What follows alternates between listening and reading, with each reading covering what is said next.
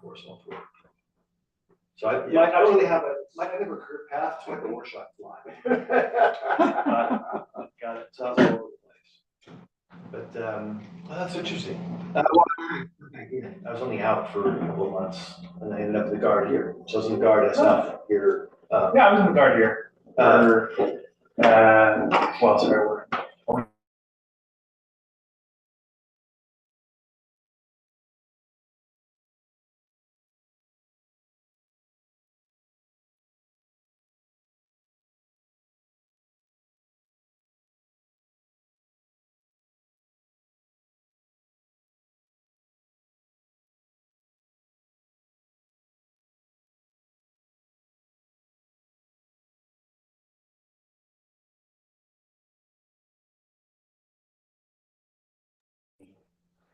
I did not pay for Craig, all 3 of my degrees. can I do a test with you to see how our audio is?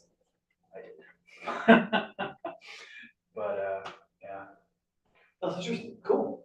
I mean, it was a small thing. I don't have any. Craig, are you there? Or Molly, I think you're on too. So you're here from 2002 Olympics. So I can hear you pretty well. Dan and Chris Otto sound a little bit quieter. They do. Guard Coast, check out my guys. Well, it was the SF that had the Winter Olympic Park, and so I was working like 20-hour days. It was a miserable event. We were all in the warehouse, you know. It's like, oh, you work at the Olympics. I'm like, they suck. Yeah, they sucked. Yeah, that's what I tell people. But yeah, I spent all my time at the Larry H. Miller, you know, that barracks there. How was SIAC. It's the intelligence unit. Is this where you were illegally listening to everybody's, because 9/11 was. Just to let you guys know, we are live on YouTube. Big surveillance. No, you're not. Exactly. I just am making you aware. Whenever I sit at this table, I just assume everything I say is being recorded. This is an electrically grandma compliant setting, you know, so. Electric. Okay, I'm gonna Elective. It's elective. Yeah. do that. What's happening, brother?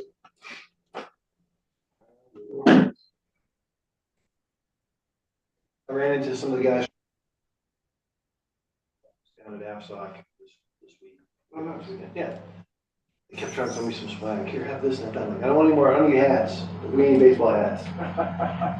I'm gonna call the budget committee meeting of Tuesday, April 16th, 2024 to order. And the first item of business is discussion and possible action to adopt the budget committee meeting minutes of March 29th, 2024.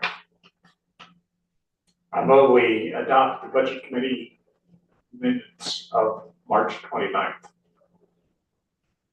I second that. All in favor? All right. Aye. Motion passes. So let's start. Craig, can I just make sure that I got a vote from you?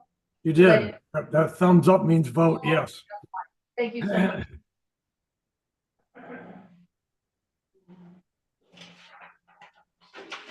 Okay, I'm gonna share my screen here.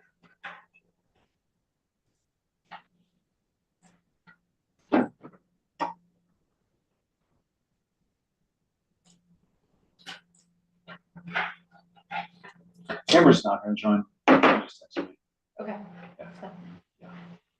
Thank you. Okay, Chris, I have, let's see if I can move this up so it's not in the way too much.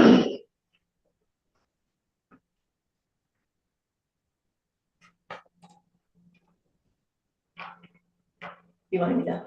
I can go for it. Or either way. So this is in part kind of another iteration of the information we presented last time and an amalgamation of that with what we presented to the council, with some updates. Our big goal for this meeting is to review the draft budget document itself, which we distributed in advance of the last meeting, or posted on the website. It is now posted on the website and you all did receive it. So, I think we've had a lot of productive discussion the last couple of years about how much to focus on the budget document itself, when to keep it high level. Jen and I agree that, this budget document is what the council approves, eventually. So we wanted to take an opportunity sooner than later, to go through it all, particularly with a new council member, on the committee. And, still some relatively new council members on the council at large. We just wanted to make sure that we had an opportunity relatively early in the process to review the document itself.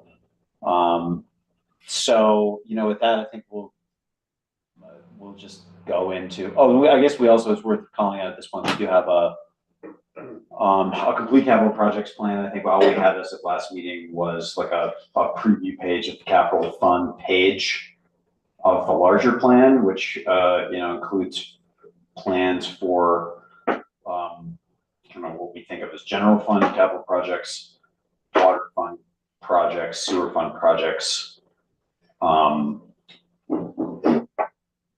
and capital account projects, capital fund projects. So anyways, Jen, I don't know if you want to just jump in and talk about what's different here. From last time, so we presented this similar graphic at the last committee meeting. A couple things I want to point out. One, the property tax is the same as last year, so that was something that we didn't quite have right last time.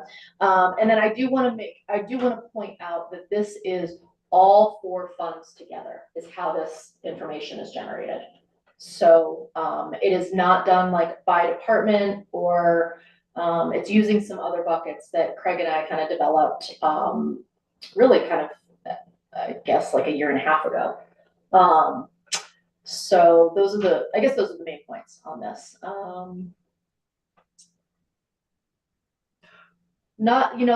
We're not, as far as revenue goes, like not a huge, you could see like a 1% change, which I think, that just shows that I would say, being conservative.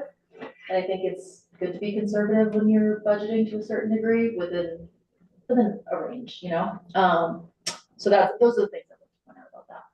And I think last time, Roger led us in correcting our understanding of how truth in taxation works. So, we budget for property tax revenue and then they give us a property tax rate. So we are assuming the same amount of property tax revenue for next year as this year. And the rate will just reflect that. As valuations go up, the rate goes down and or vice versa. Right, sure. And if my memory serves me correctly, you thought, Jen, that we should do the truth in taxation thing maybe every other year, not necessarily do it every year. That was a suggestion that I think came from the council when we first started talking about doing it last year. So, I mean, I like being on a regular schedule with it and kind of being able to anticipate it. Lack of any sort of I think you should be able to react if a situation happens, but I think kind of knowing that in advance is quite helpful for both our constituents and for the town staff.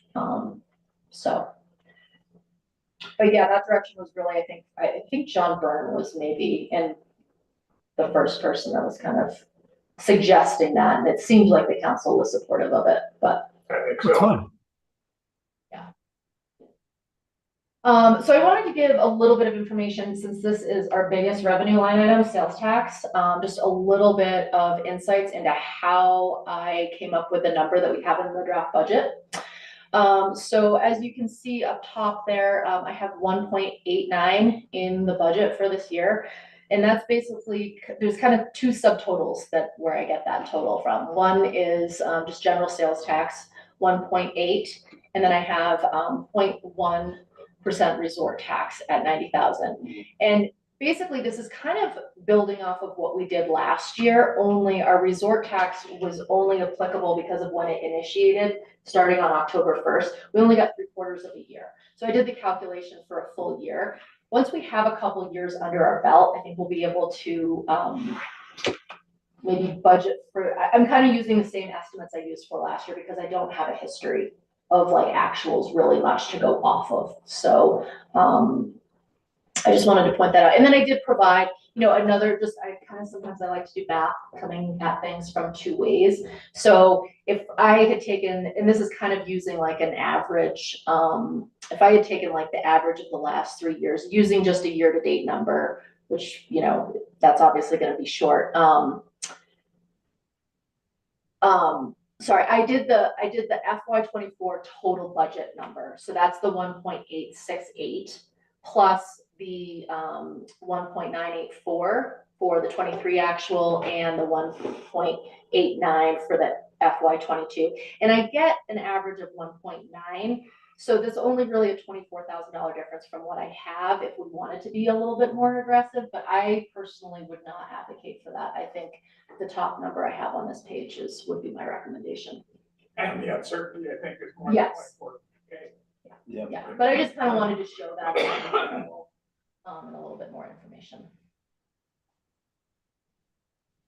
And then this is a chart, and again, this is all for funds.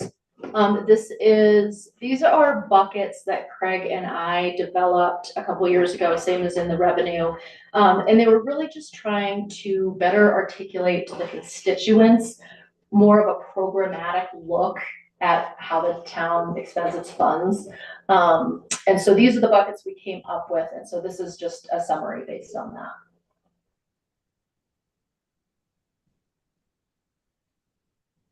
What is incorporated in transportation again? Just for my education. I might have to get back to you Okay. on that Probably the town specifically. Yes, but it could be a couple other things. It must be, it's bigger than transit. Yes. Bigger than the town shuttle budget. It's the shuttle, I think that our, fourth quarter, Yes. well, that's revenue. I think that it's not fourth quarter, it's class C. I think that our, our road treatment, why am I blanking on it? Summer road. Dust control, summer road dust Yeah. control, some other, like, I think that Marshal's office and parking area signs come out of that, which is like, we buy a lot of signs. Right. But when you take $230,000 out of 271, like the rest of it goes pretty quick. Yeah. $230,000 is the shuttle budget, so. Right. And I will admit that, like when it comes to these buckets, I'm much more familiar on the fly with like the department level. This is kind of slightly different buckets. So I kind of have to kind of go back. The way we developed this is we took the budget and we basically, have a second set of coding that goes into it. So I can always go back and refer to that to see what exact line items go into stuff if that's still something you want me to. No, I was just curious, Okay. but I think I have it. I'm kind of surprised that some of these numbers are going down, for instance. Let me also point out that one of the things that we did in this is that we took staff time in both the administration office and the marshal's department, and we allocated it into programs using some percentages. So we are trying to kind of take a different bite at looking at the numbers by including staff time allocations. Which one were you saying though, Roger? Well, the general administrative is down 14%. While salaries are going up, so. Yeah, and I can explain that. that was a talking point for sure for Chris and I. One of the things that I found for why that's happening are that I think because we're so small of a department, everybody matters. Mhm. And we have a more, I would say, like junior staff currently that don't necessarily have the same benefits that were offered to more you're at the town. And one of the things also is health insurance is highly fluctuates. And so, if you have someone with like, a family versus a single and things like that. So that's kind of the reason why those numbers are going down.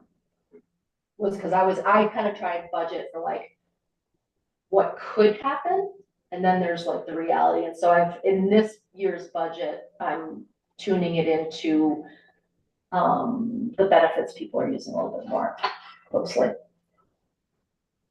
Right. And park requirements were also in transportation. I just went through the overall issue. Yeah, and And that was just a curiosity. It's Yeah. not, I don't wanna buy it. Let's move forward. yeah, The jury will disregard the previous inquiry. well, it's a good point to I note. like to strike the next question. But metering and Yeah. legal fees and traffic management, I mean, that does, those kinds of expenses do start to add up to that Yep. difference there, so. Chris, I'll let you take the slide. Yeah, so, as we get closer to reviewing this budget document, and this, came a little bit from conversations that we had with Craig over the last week. But we wanted to highlight a couple, a big, drivers or cost increase drivers for the town in this budget, or, really in any budget. The shuttle program, I mean, we've been talking about this a lot recently. We're gonna continue to talk about it.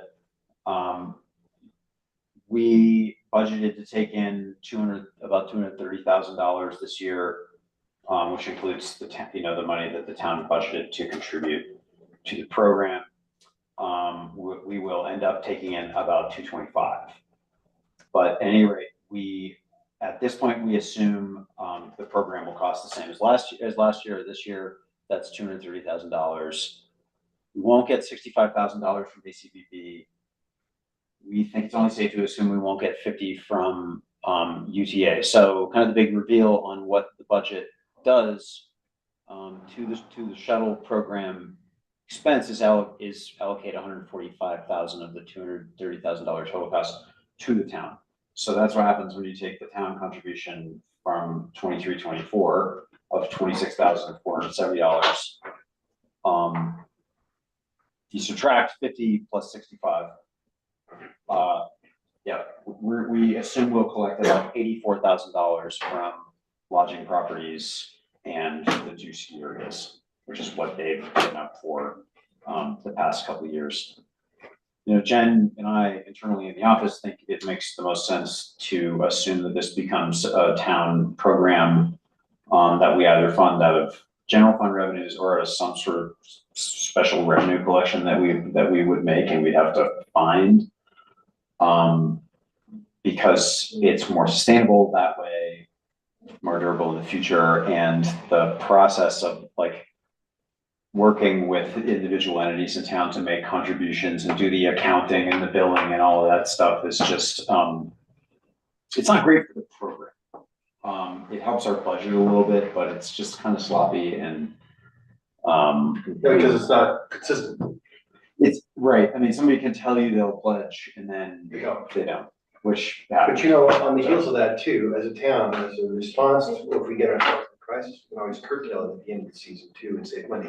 Unless we have a contract in place that precludes us from actually terminating early or doing reduction. Yeah. I don't know what it looks like. Do we have that ability to truncate if we needed to? And it's just it's an idle curiosity, but if we're short a whole bunch of money we don't want to pour into it, and it's a low snow year, for Right. instance, we can just save the money and not have to worry about it.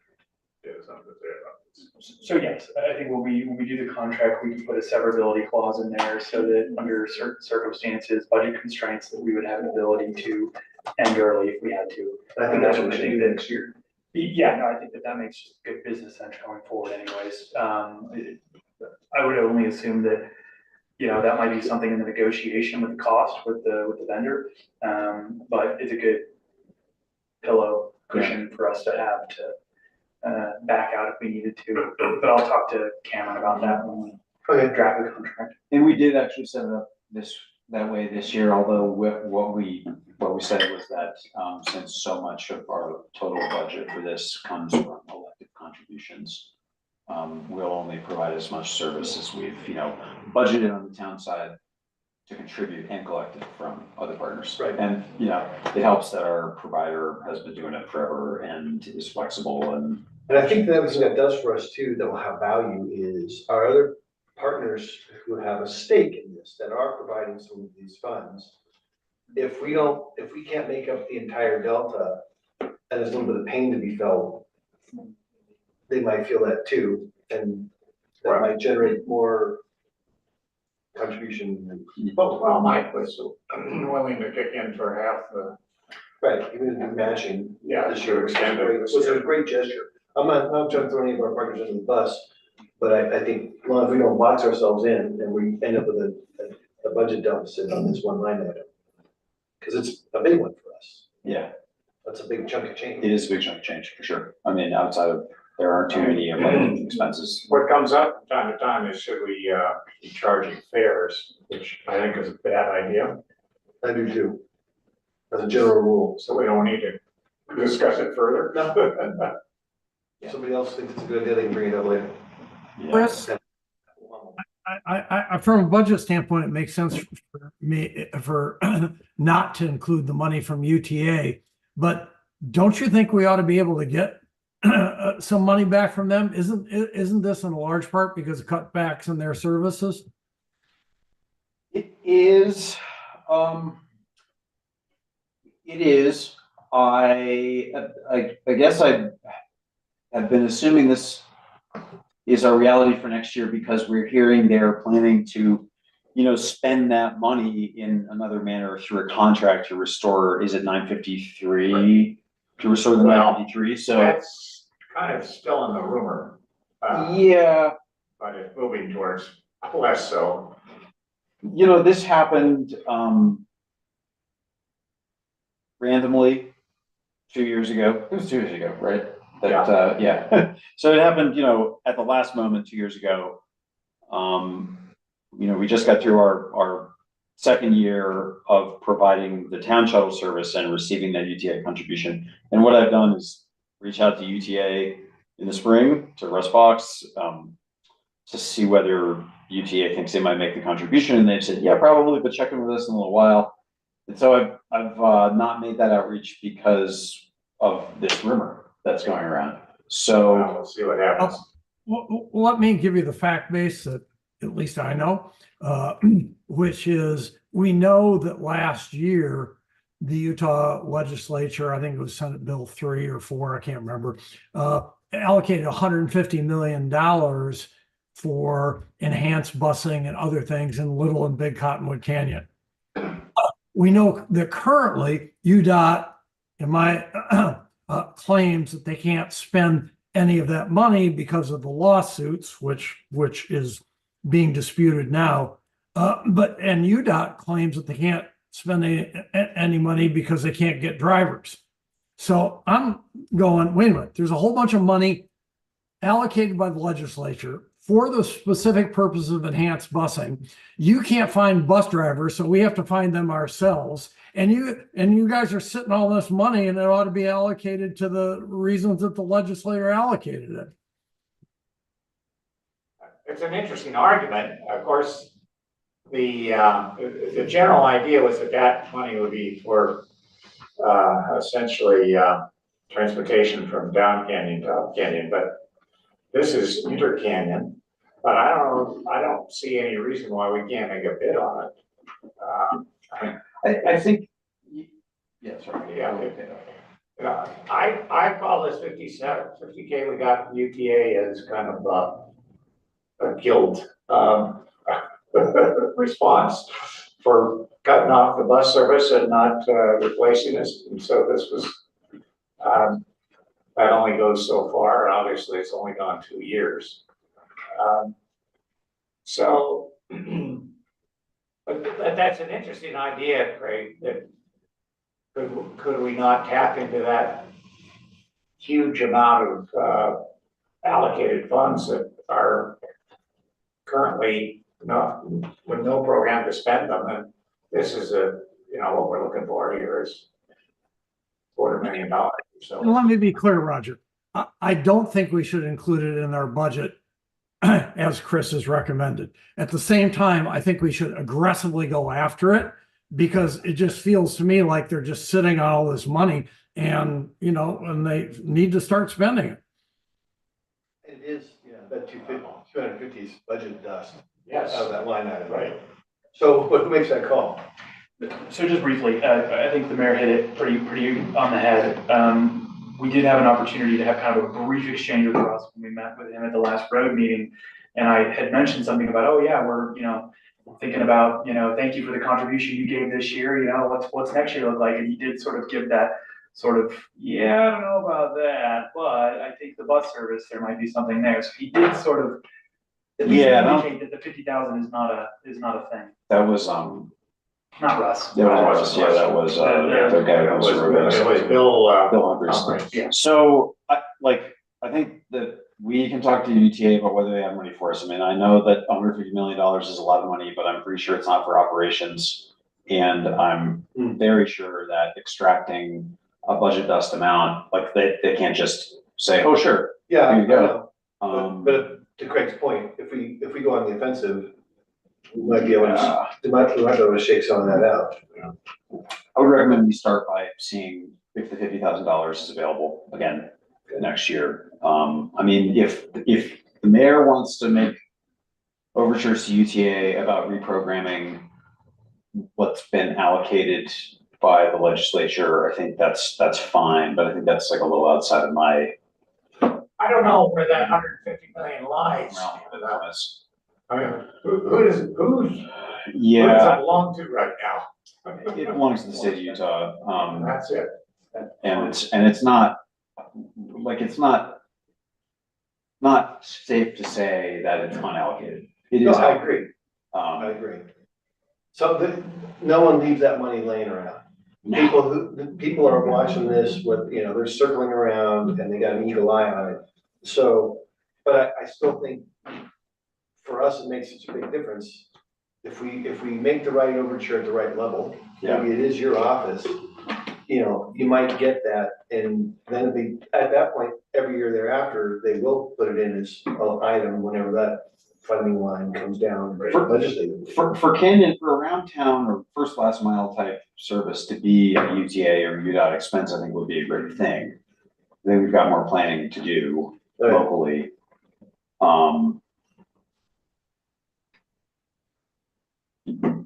So let's keep going here. So wages.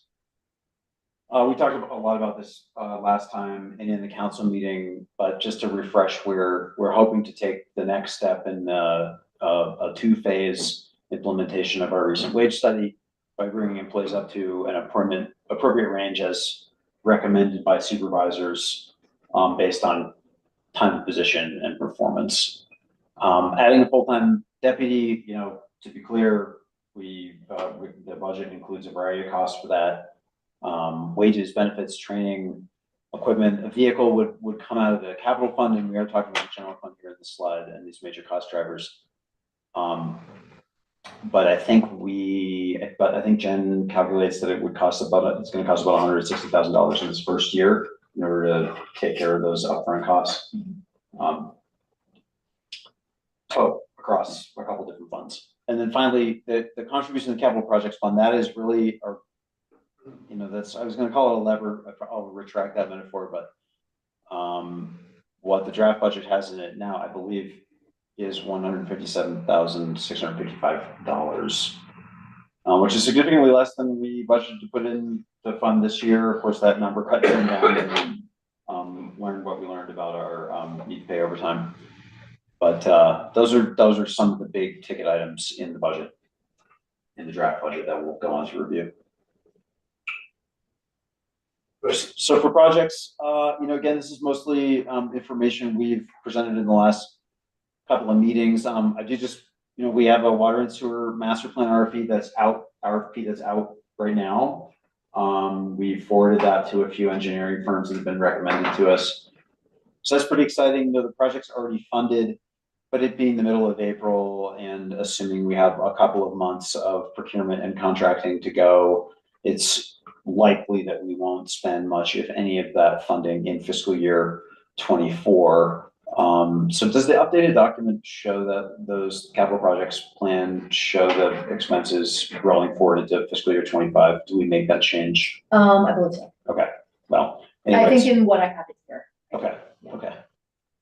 Because, this is a sort of an overview slide, but the slides what we got for you guys were these sheets. Yes, which is we're what gonna go over those. Yeah, I think that's a better way to do that. Yeah. Yeah, sure. So, you know, major water and sewer capital projects in the short term. Chris Otto and Keith had a productive meeting recently where they identified, you know, items on the 2014 capital improvements plan list that we ought to prioritize in the short term. So we have a couple of projects that we can review. Is the next slide where we have that graphic, or is it a couple down? This one, Okay, never mind. Never mind, we can go back up. Okay. In a couple slides, we'll have a map from that 2014 study, and we can just talk a little bit more about the 2014 study since we keep referring to it. But Chris and Keith selected a couple of projects. We assume that, you know, costs for projects of that nature are probably twice as expensive as what they were 10 years ago. And that makes these two projects in the range of 300 to 450,000, or potentially more, potentially significantly more. And we'll talk about why that might be That's when the slide. when we get to that slide. So I guess the other things that I'll highlight on this slide. Yeah, we've discussed We looked at this slide. Yeah, we looked at the slide. I think we So, should better off just move to the next slide. Yeah. We're talking about the items, because I think that's what our committee is really focused on. yeah.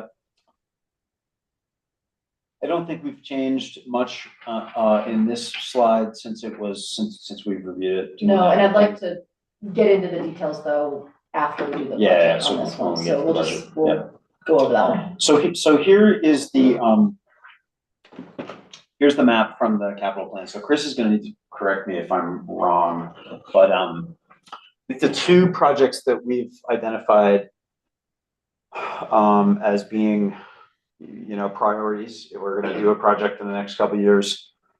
The smaller one is a project to create a loop feature down here to Hellgate. I think we understand that Hellgate is an area with like less robust fire flows and pressure than other areas in town. So this is a relatively short span here. But that's Wasn't that a with the- water fund project. not a wasn't that capital with the- project. It's a, Yeah. Hydrant? it is, Capital but improvements. water The fund water capital system, I'm improvements, sorry, yeah. I'm sorry. Okay, yeah, The okay. hydrant that they were talking about putting in, I thought that was to allow for better fire flows, was putting another hydrant in over there. Anyways, Yeah. So anyways, 150,000, 151,000 in 2014. We think it's safe to assume it would cost $300,000 this year. So that's what you see. That's on the water fund. That's a couple Yeah. years out. That's It's like a 2028. 2032. The Hellgate 8-inch. 2032. Wow. Right. And so when we created this plan, I made a mistake, and the plan says, Hellgate 8-inch gate, 300,000. no, Hellgate replace pipe and road is what we put in there. Okay, the 500,000 in 2028. Oh, Yeah, I misheard Chris. That's what happened there. cause yeah, we'll wanna fix that because We will. these things don't reconcile. That's correct. Right. Yeah. So, okay, but so the item you're talking about up there, These actually what's in 2032 yeah, is the right, loop. Yeah, yeah, right. yeah. And we're not gonna do that in 2032, because it's a priority, because you guys talked about that with Keith. So that's We really would bump it up. Yeah. to 28. I just wanna make sure I'm putting these in the right year, because I think that's. Yeah. Yeah. Depending on the outcome of this next project. Chris, whatever you want to add. Yeah, just so there's a limited amount of funding in that budget, and every year, you know, it recapitalizes on some level from whatever's left over. So it seems reasonable to say we could probably do one of these projects, you know, within the next year or two. To do both would maybe require us to dig into the cushions a little bit more. But what did you and Keith, as our Yeah, outside subject matter expert, come up with? so the number one priority would be the main line, which is that dotted blue line right there that reconnects from the Albion over to the existing structure over there. The reason why we think that one might be a good one to do is that We have a call into Altus Keyless right now. They're gonna be opening that trench up this summer Right. to do some So work. we can save money. We might be able to save some Yeah, money next if we do summer, it. yeah. So that's why that one is taking a higher priority, even though the Hellgate one might be more of a need, the opportunity to take advantage of it this year could be there. So we have a call into them. We're waiting to hear back. So where's that on this? In 2026. So that's in 2026, and let me just speak to it a little bit. So the That's the number, Albion to Wildcat loop in here. But yeah, up there, it's called Main it's a Line little Connection. different. So I made some, I decided to represent it differently. We don't know what the extent of this Gary project is. It's from what they described to us, sitting around the table a month ago. I think they're gonna be installing snowmaking pipes essentially along the length of the transfer tow. We could just And lay so- ours, we could just marry ours against theirs in the trench, hopefully. Yeah, save on the excavation, But mobilization. that's the plan, is we lay our lines separate from theirs. Yeah. They're not integrated. parallel. So, Right. so this does not, so this plan and this map do not show that project Okay, in exactly that configuration. So that $700,000 assumption, that this is my thinking, $700,000 is twice the cost of both of these minus some amount of savings for, working with the ski area. So, I'm confused then, so I wanna make sure I understand, because, for me, this is the living document we're using, right? yeah, Okay, so the 700 on this line, on this sheet, and you can maybe pull it up the next sheet, because it might be easier for us to talk about it that way, or go back that one. it's not on there. This is only the This capital is the project capital. fund, I'm this isn't sorry, the yeah, water fund. this is the water, yeah, but we were Yeah. talking water system, so go to the next slide, and it should be that, I don't have a slide, with the water no, project. I No. don't, I have it in a separate document, so I'd have to stop screen share. and Let's look go at back. them together though, because I think this will allow us to get, that way you've Okay. got it right there, and Jen, you've got yours. So on that water projects fund, we want to make sure we're talking about these, 'cause these are big budget items. Yeah, they Yes. So looking at that sheet, which is the water fund project, second sheet you gave us, Yep, we're looking at the Albion to Wildcat loop, where you're talking about, we think that's $750,000, but what I heard you say, Chris, was that included. Really includes the cost, twice the cost of two of these projects. But which two projects? It includes the cost of the, Hellgate let's 8-inch see, nope, it's the Right, mainline there's 10-inch loop and the Albion-based 10-inch loop. It's these two projects combined. So it's this project and it's this project and this project. Does that make sense? for, Yeah, but It's that's, the that's, orange, the for red those project online, it's is orange and- ASL's project, correct? No, ASL's project is not on here. ASL's Okay. project is gonna go from the Albion base to the Wildcat base. So, okay, so the Albion to Wildcat loop includes both of those projects on that graphic. That's what is contained in our plan. Essentially, that's a back of the napkin map. they're gonna open up a trench. We're gonna do a project to capitalize on that, whatever cost savings are available, depending on the scope of their project. And if we decided to do the entirety of both of those projects as scoped in this document, 2014 document, it might cost that much. Okay, but that was, by experts and our outside expert, we agreed that was our number one priority. And the Hellgate 8-inch loop in 2028, what you said for 300 would be our number two priority for this large project. And that's 2 years we plan to do those, except for the 750 isn't in FY 26, we're thinking of doing it. We don't, yeah, I mean, we put it on this document for discussion purposes. Okay. But we have to do more work to figure out how we would come up with the money to cover that cost in 2 years. Yeah, so neither It's one of such these a- are neither one of these are budgeted for the revenue to execute them. No, and so Chris and I were looking also at the water tool that John Byrne kind of developed, and, he has big projects kind of scoped out every other year like we do here, so we were kind of modeling that. But the amounts that he has in that model are anywhere from 250 to 400,000. So by us putting on a $750,000 project, we're kind of, That's a big chunk. it's yeah, up so front, the first we'll, project. Yeah. We'll have to kind of like rework that model a little bit. But the reason why we decided to put that one first is that the skier is gonna do this project. They're gonna do a bunch of excavation, they're gonna do a bunch of revegetation. There's gonna be NEPA work with the Forest Service. Like, what year are they doing that then? Next summer, Summer of So- 25. So it'd be the 26, beginning of, summer of 26, Okay, So- That's Not summer 25. 26, That's 2 summers from now. summer, But we're about to hit the summer of 24. you're right, you're both right. But I just wanna make sure, if they're doing it in 26, that's when Mike's. No, I think No, they're doing it you're right. 25. You're right, they're doing it in 25. Okay, Yeah. so, but that would be, but if they're doing it in summer 25, our fiscal year 26 starts on July 1. So most of the work is actually gonna happen in fiscal year 26. Right, That's right, like that's, so this is budgeted in the right year. right, right, yeah, and that did actually occur to me. because July 1st is the beginning of our FY. Yes, Yeah. yeah. So if it's gonna happen in the next few years, it would really be best not to have a big impact along the transfer tow. Right. You know, we Twice. really ought to do It that. would Well, it be, also reduces risk, because you wanna do is bump into their stuff. Oh, yeah, geez. So for all those reasons, okay. And that, but we're in agreement, you guys are in agreement using our outside guide, that is our #1 priority project to get done. Driven by, in this case, the cost savings and efficiency using Mary. If it's possible financially to do it alongside the skier, we'd like to do it. I mean, I have to say that. Go ahead, Chris? Greg. Yeah, let me just make a few comments. Of course, it's possible to financially do it. We can certainly fund it on a loan out of the general fund if we need to, because we've got excess funds there. Or, you know, if we want to do something more fancy, we could even think about doing a bond offering at the same time.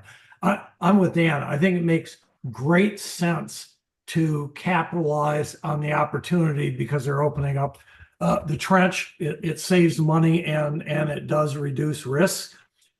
I find the discussion a little confusing because not all the projects are, this is a great exhibit, by the way, but they don't sort of line up. So I think before you get to the town council, if you can line it up to take advantage of the new project and just make it clear what we're actually spending the money on, I think this is a great opportunity. I appreciate that, Craig. You know, this is that we are like internally on staff, like significantly changing course than the direction we've been taking as of 10 days ago on, you know, water and sewer infrastructure. So we're going to do as best we can internally with our technical skills to try to articulate this stuff, technical and financial skills to try to articulate this stuff. And I think it's just a matter of finding a way to describe it that gives us the flexibility, because in all likelihood, well, there's a decent likelihood that we won't do the entire project. We'll do what we'll do as much as we can do, as much as we can scab onto. Yes, exactly. Yeah. So, because that might be all we really want to try to afford. Right. Yeah. So Right, we'll just have to see what that looks like. I think before the meeting we have on the 29th, I think it's pretty simple to help marry these, which is what Craig is identifying too, is that the wording and the line items that we're using to pictographically drive conversation and consensus and then execute by Yeah. legislative body, they need to match this. So as long as the wording is the same, and then the prioritization on here becomes the same, because then what I see is looking at that sheet, when we're looking at it, what I see is FY26, and it's our #1 priority, is the $750 or whatever it's gonna cost to do the Albion to Wildcat loop. Then in 28 becomes the Hellgate 8-inch loop.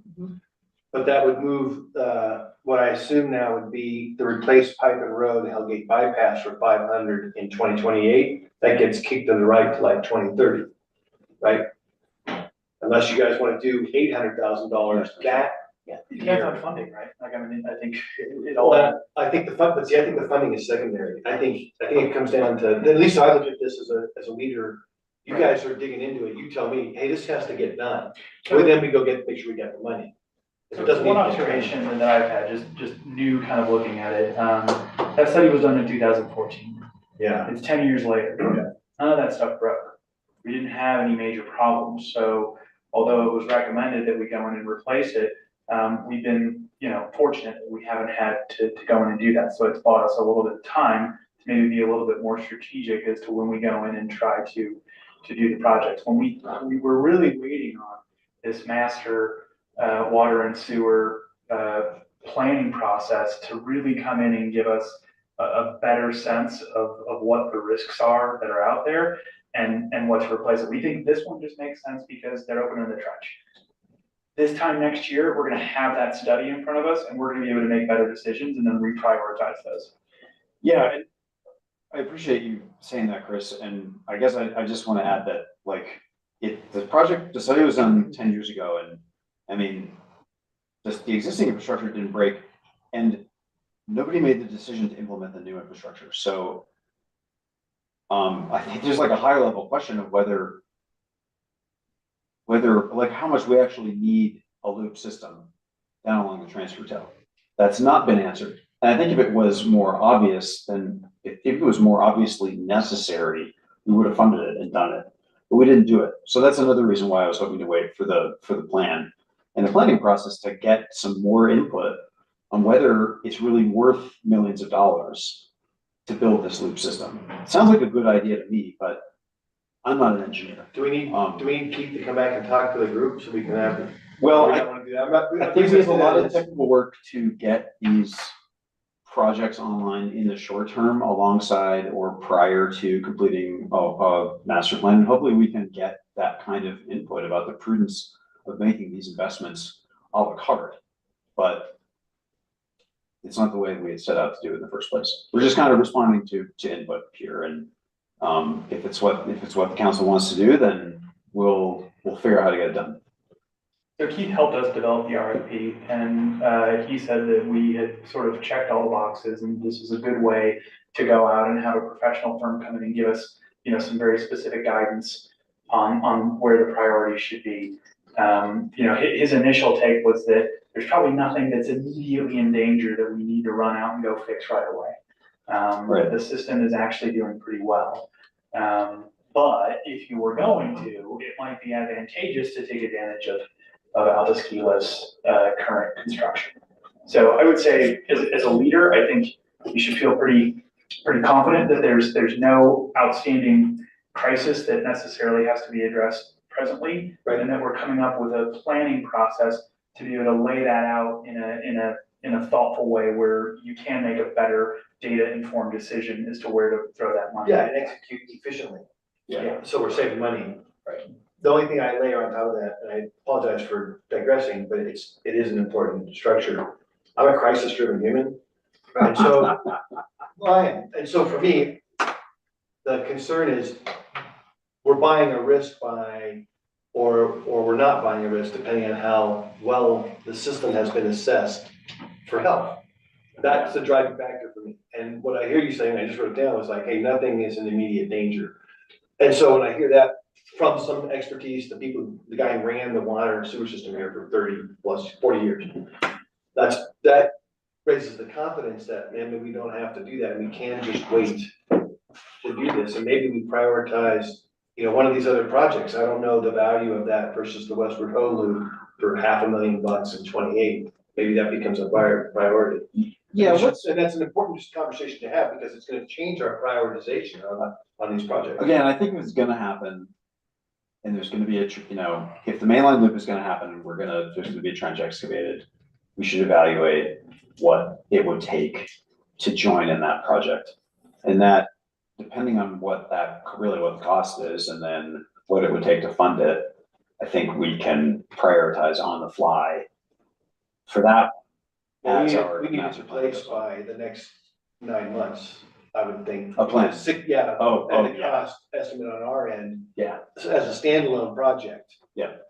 Because the way I look at this is 6 months before summer of 25, Mike Mon's making his coordination on track hose and piping and all that stuff. oh, yeah. So we need to be ready to execute to make sure we hit that, if this is what. Yes, I think we do. So are we on track for that? Okay, Yeah, that's what I wanted to hear. hopefully. Okay, then I don't wanna hear It's any more tight. about it. What's that? It's It's pretty tight. tight, I think. It's Yeah. tight. It's tight, It's but if really you guys are telling me we're gonna have it there so we can have the conversation in December, which is when we need to. Yeah. And I'm the least informed person about these kind of budgets, so if I'm off, by all means tell me, but No, you're asking good questions, and I think it makes sense. Okay, Well, now, there's an analogy here, and it's that purple line that's on the far side of the screen. That was put in by the Shantz Estate, and we took the opportunity to join with them and put another pipe in the ground. but that's a line that's already been done, Right, Yeah, but I'm talking about that historical. it worked. Yeah, it We worked. married up with somebody else's requirement and the piggybacking was successful. Right. Yeah, no, I'm 100% about that, and, yeah, cause that's now 3 years old, right? So I think, something like that, whatever it is. Yeah. Something like that. Is there anything more you want on this slide, Chris? Let's see, nope. But for right now, I can stand to make sure I understand our prioritization right on our sheet that we're tracking it's still currently that Alameda Wildcat loop, and the second priority is the Hellgate 8-inch loop. Yes. I'm not gonna worry about. That's what my those, 'cause notes they're- say for. And everything else might be reshuffled. Right, and so I don't Yeah. care about those things now, I don't even like those things. Okay, cool, thanks. Salaries. Yeah, so, the graphic on the left has been in our slides recently. The graphic on the right shows, FY twenty-five, the yellow diamonds on the right are FY twenty-five proposed salaries, and the note, highlights that in many cases, we have, several individuals working with the same job title. We have, for instance, marshal's deputies who've been working for 2 years, and we have marshal's deputies that have been working for 20 years likewise, in dispatch. So we have multiple individuals working the same job title, and in some cases, these FY twenty-five proposed yellow diamonds reflects an average of several individuals. So the blue bars on the left are the same as the blue bars on the right, the blue and the red bars. The only thing that's changed are those yellow diamonds. Do you, Roger, do you see this as a way this working with your greater tenure and as a mayor? Do you feel good about where that sits and in the budget, how that's? I think in the short term, I think it's pretty good. I'm kind of deferring to you because I'm And not, I think this is what you kind of were inquiring about, is a graph like this at the last meeting. Yeah, So yeah. Why we produced the comparison of showing like, okay, we got this far, now this is the next, just getting And I'm a fan closer of to it. this And red The reason I'm a fan of it up front is some of those yellow diamonds are gonna be replaced. They'll be different humans next year, some of those people. And so the reason that matters to me, and I think this is a good tracking mechanism, is it allows you to hire the more appropriately desirable human next year because the dollars will be more in line with what we think might attract them. Well, and unless My something, goal is to retain those people. Yeah. Here. unless something crazy happens with the economy, those bars go up as well. Yeah, right. So that works.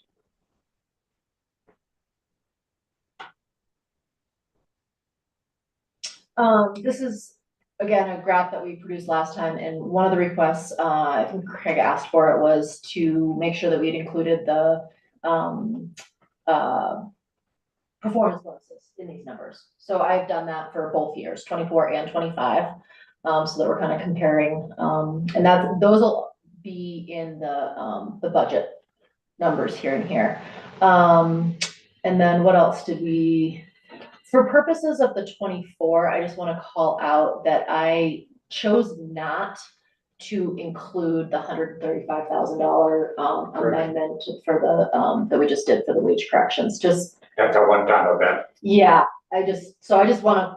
I think that's good point because it that allows out. you to track and project better without having 2 years or 3 years from now of us going, why the hell was it so much more money? Right, and we dropped or Right, whatever right. else. So I think yeah, that's a very wise thing to do. so I kind of so I backed that out and then So, just to highlight, the FY twenty-five numbers include a fifth deputy.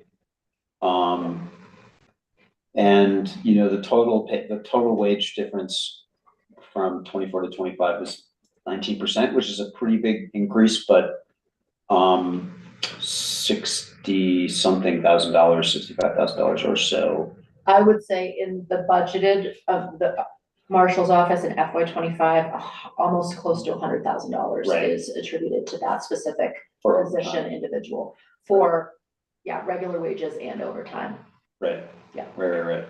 Yeah, for scheduled overtime. So what we're seeing here is, Well, it's overtime, it's scheduled overtime and overtime. Those are kind of like two new buckets now that we have.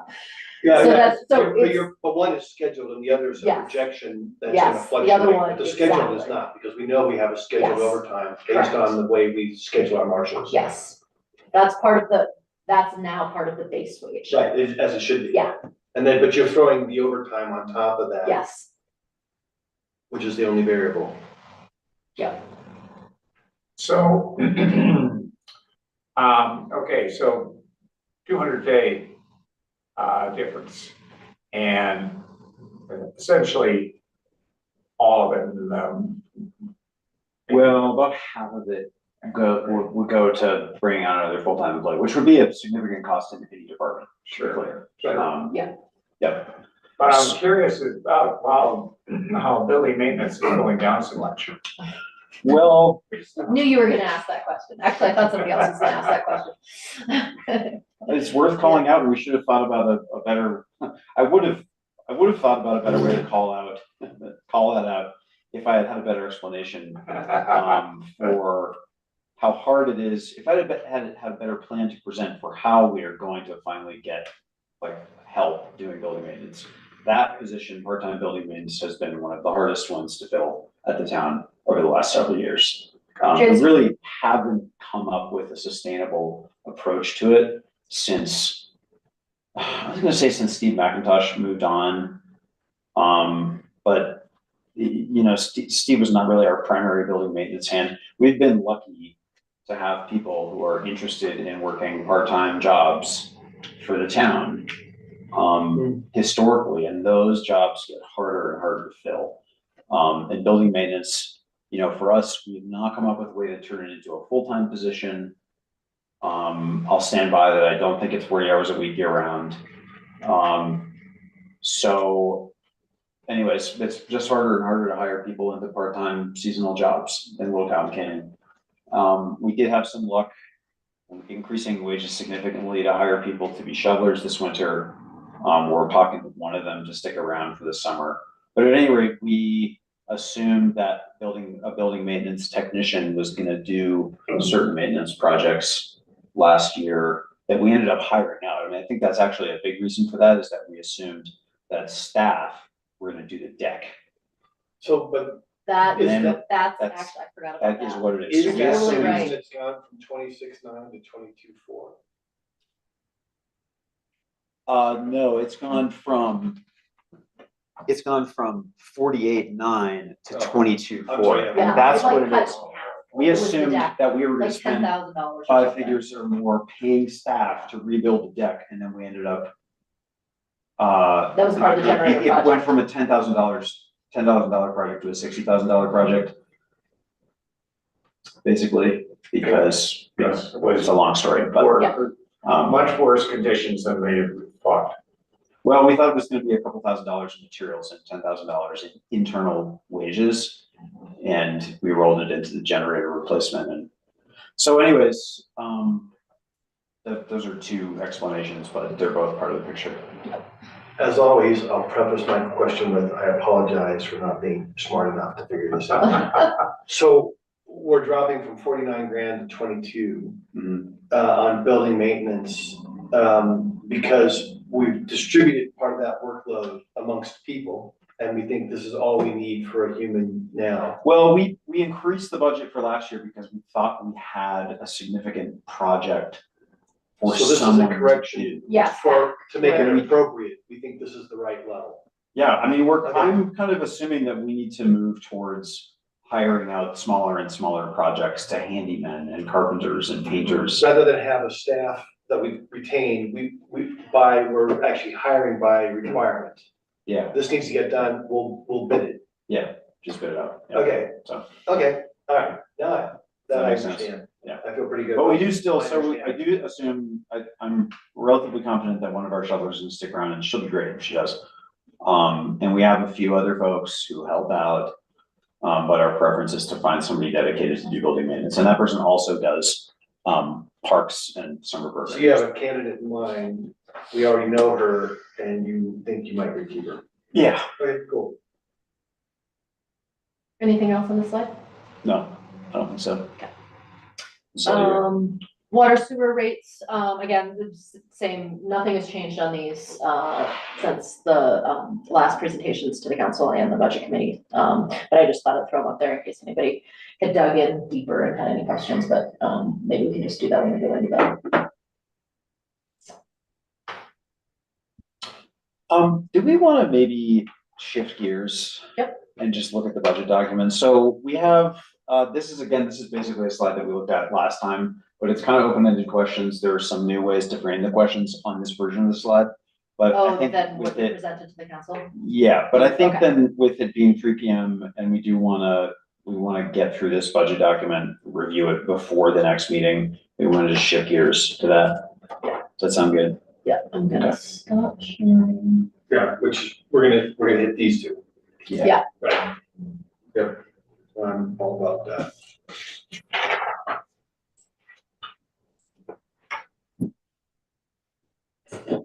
Bear with me here.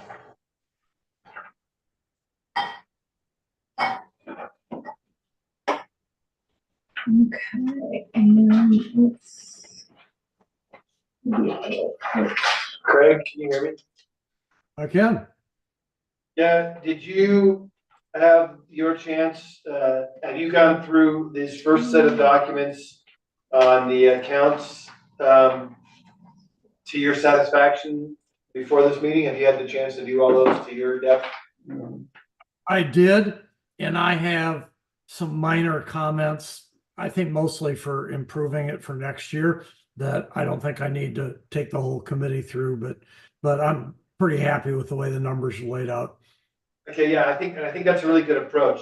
So I'll restate my question for the witness. Does that, so you didn't find anything in here that you wanted to hit, that didn't make sense to you, you thought we were missing or? I'll give you a heads up on a couple of things, which is, we're consistently using the average of the last 3 years to do extrapolations. My gut tells me if we actually just looked at the last 3 years, we've got fairly constant increase each year. But we've done it on both the expense side and on the revenue side. But I think probably next year we want to move to an extrapolate from the trend as opposed to just average of the last 3 years in many of these categories. Other than that, I had a minor question or two about, it seems like the Tom Moore toilet has moved from a maintenance or an operational expense to a capital expense, which is fine, except it then showed up in some of the operational stuff, I think on the revenue side anyway. So I thought there was an inconsistency there. And, the rest of it's mostly to do with increasing, I think, the transparency and the ability to digest this stuff. It's a lot of pages, and I think we can probably simplify it even more than we have already. Yeah, I I wrote extrapolate from trends. I appreciate that comment. And then I'll have to have him show me on there used to be in the general fund a Tom Moore, line item. I haven't gotten rid of it because I don't know what, but if Craig notices something with that, I'll have to have him show me. So I mean, key things on this page, property tax staying the same. We talked about sales tax earlier. I do want to point out that, Chris and I have talked a lot about the building permit fees here. We budgeted $80,000, which is more than what we've done in the past, but we have good reason to believe that. anticipate that. Yeah, and potentially quite a significant amount of money more than this, but for for purposes of this document and where we're at right now, we felt safe with this number. Okay. And then the 52,000 down here, which is plan check fees, this is just a direct, proportion of the building permit fees. So that number is also significantly higher than, it has been in the past. The 8K for building permit revenue. Yep. Is offset on the expenditure side by something we spend on that. Where does that show up on the expenditure side?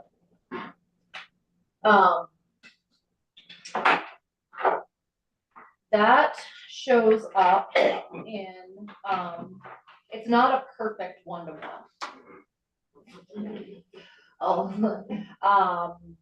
But there are several line items, and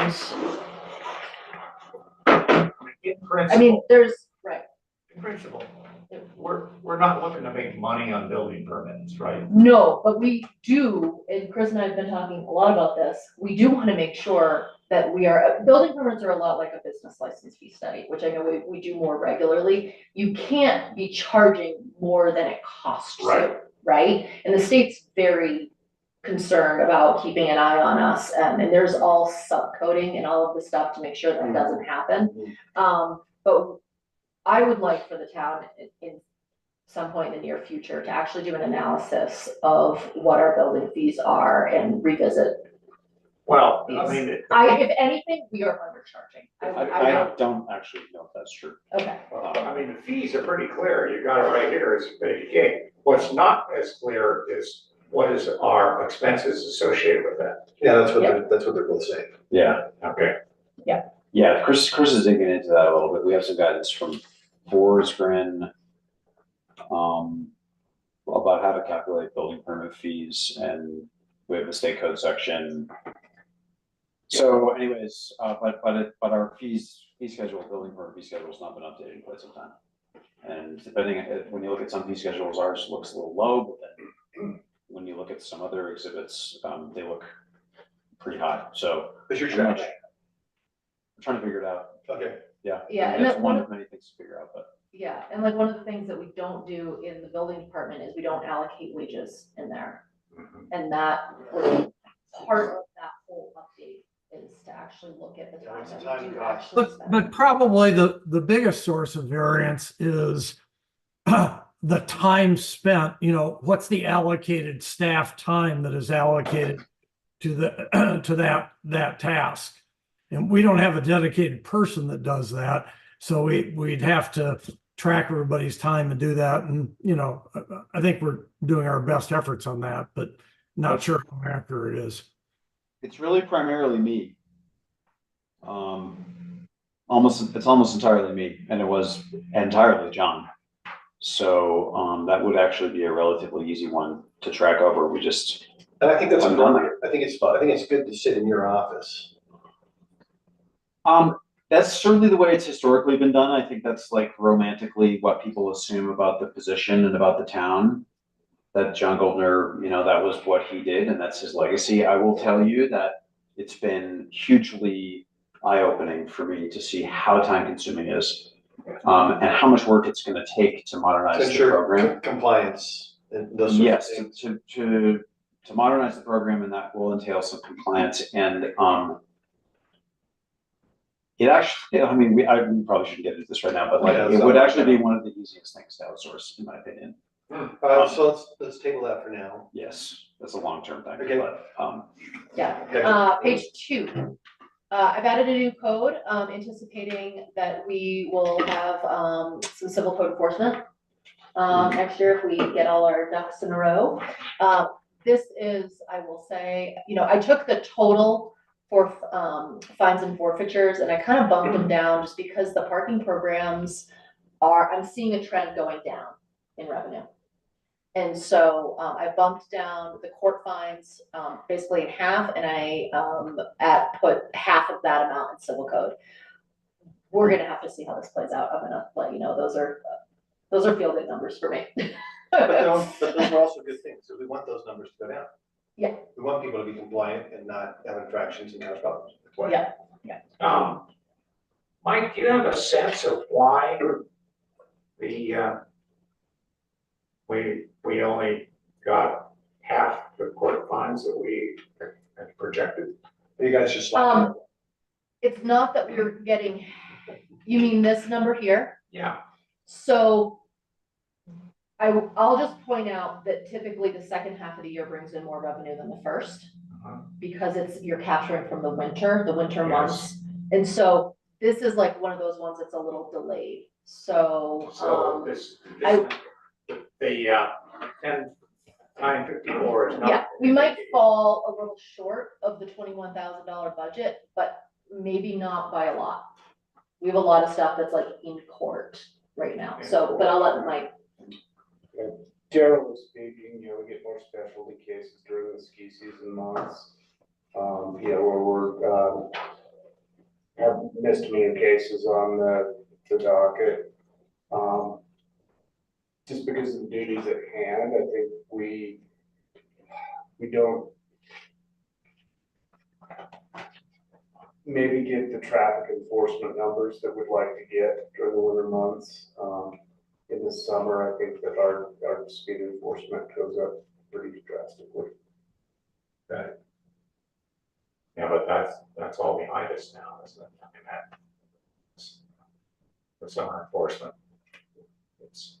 The summer enforcement is reflected in the 10,000 something number on the left. Well, I'd love to say it's because we're doing a great job and we've got compliance mastered, but I would say we need to take a look at our traffic enforcement a little bit. Well, I will tell you that we've been distracted away from some of the things that do create court fines because of some of the mandates that we're trying to get our heads around, in particular some of these training things. Interesting. We're sitting at laptops, taking a lot more tests than we used to. those are great. But as a result of that, there are people who would ordinarily be, how should I put it, charged, that aren't. That's kind of what you're saying. Well, I think, one of our biggest fillers for the docket has always been parking violations. And Jen, you can probably remember when you were court clerk, how much time you spent just dealing with people that wanted to contest parking tickets. And since we've gone over to permanent parking, the number of need for those type of tickets is just dropped out. Wow. Well, and Interstate is dealing with a lot of them, not us Yeah. directly. They're going through them, not us. Okay. The other thing I was gonna point out on this page was just, we've talked at length about this, but the town shuttle, the revenue projection of 84,000. And then basically, if you're comparing, revenue from last year, I have budgeted this year, we're about $50,000 less. And so this is the approved, just to make sure, this is the approved budget from the last council meeting, so that it includes all those amendments. Go ahead, Craig. No, I misspoke. Okay. Now we're into general fund, expenses. We're just gonna kind of give you some highlights by each department. Legislative department, essentially the same. Court department, essentially the same assumptions. In the admin department, the things that we talked a little bit earlier about my projections with staff and like the seniority of staff and the benefits. So that's the reason for some of these reductions. And in John's retirement last year, there was added compensation for that. And then the other thing too that we're doing more of and better of now is the allocations of staff time into the court, the sewer, and the water departments from staff. So when you look at this number, I think a lot of people think that this is potentially, the 4 people that sit in the town office. And that's not true, because some of our staff time gets allocated to different departments. And again, there will be overtime included in here, so it's not, you can't just take that number and extrapolate exactly what those wages are. Municipal building, we talked about the reason for this reduction here due to staffing already. I was just gonna point that out. And please, if somebody has a specific question, I'm gonna kind of go rapid fire unless you guys have questions, interrupt me, okay? In non-departmental, essentially the same. Transportation, essentially the same as far as expenses go. It was more the revenue side of things that changed. Civil code enforcement expense, department. This is all new. These are, this is, attempts at, estimating for budget purposes. What we think that department's gonna cost this year. So we may have to come back to you on some of that stuff as we learn more, but. Software for manage, what is this? Management, Management. Thank you. yeah, so, Good thing. yeah, are we using Excel to manage these things, or are we getting some software that actually does it? The way the court system goes, we have software, we would have to purchase that, separately if we wanted something similar separately. Planning and zoning, the things that we wanted to talk about here were, the possibility Chris alluded to earlier, potentially hiring a contract planner, somebody for specialty projects, and or routine services. So we've thrown some numbers in here towards that. And that could be. Yeah. I had a question around that. I think we're talking about having $75,000 in the capital expenditure for, sort of master plan. So this would be an additional $35,000. So I am, I'm thinking of scoping a couple projects for next year. One would be a land use code update, like a housekeeping project to bring our Title 10 of the town ordinance, land use ordinance into compliance with state code. Much of the language originates from Salt Lake County code before the town was incorporated 54 years ago. And I have a longer and longer list of kind of short-term actions we need to take with regard to our land use code before we even get to a conversation about, is this the right land use plan for the town. So just haven't had time to bring a proposal to the council or the planning commission on that. But part of what's in there is with respect to that. And more generally, I just, we have a lot of big, complicated, potentially risky land use problems in Alta. And, I am not the planner that John was. And so I would definitely benefit from being able to bring in some consulting. This is consulting, but it's not on Chris, capital. Everything you said makes perfectly good sense. And to put it in context, I think you and I have had the discussion about how we failed to execute some of the projects that we have identified in the past because we didn't actually have the personnel to execute it. So I think you're doing a land use, whatever the name of the project is, and actually outsource, hiring somebody to do that along with that project makes perfectly good sense. The one thing that I would say to you is things that I've said to you in the past is that to me, that sounds like a one-time project. It is not a capital expense project the way the 75 grand is, but it is a one-time project. And when it's buried down here in sort of the bowels of the operational budget, it doesn't necessarily come off as a one-time kind of thing. Yeah. So I'm going to raise the issue that I raised last year, and I know it confused people last year, but this is why I raised it, is we have projects that have one-time expenses associated with them. Historically, we tended to only do the capital projects in that project list, but this is a significant project that I think should be appropriately staffed with resources. but just highlighting it maybe on the projects, but on a part of the project list, which is operational one-time things that you're planning on doing next year, as opposed to in the, the normal capitalized projects. Yeah, if we get to the last slide in our first slide deck, I think maybe we can talk a little bit more about that, Craig. But it's a fair point. Okay, police department, there was nothing more in the planning and zoning that I had. Police department. I do want to again mention that this number here includes the 5th cop. What? Hiring The a fifth 5th cop, fifth cop. deputy. Got it. And associated things with that. It also does consider, the recent policy change that we made just for OT in general. One question on this, as Yes. education, metering, what's metering?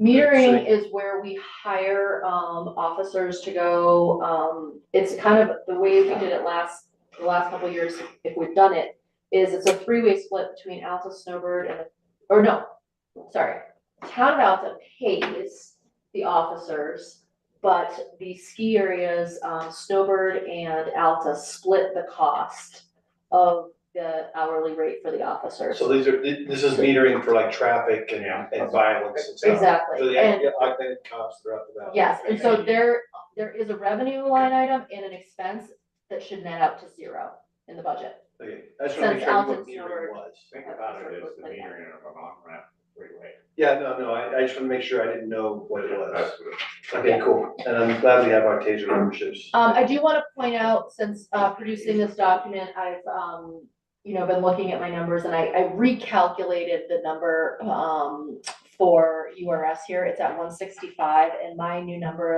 for that is 145. So it's a pretty significant difference of $20,000 that I just kind of want to point out. Which one are you? URS contributions. It's about I've 7. dropped that to 145. Oh, yes, okay.